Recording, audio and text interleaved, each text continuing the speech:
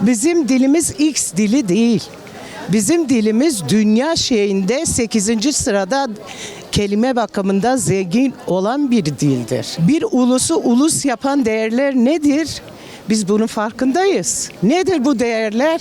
Kültüründür, dilindir, sonra coğrafyandır, haritandır, atalarındır, yaşanmışlıklarındır, tarihtir.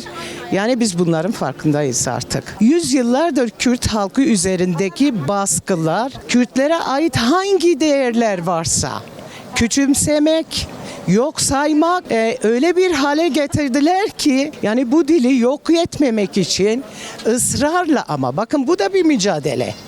Bu da bir mücadeledir. Kürtçe dilini yaşatmak adına bir mücadeledir. Bunu farkındaysan eğer ne yapacaksın? Çocuklarını bu konuda çocuklarınla ısrarla Kürtçe konuşacaksın.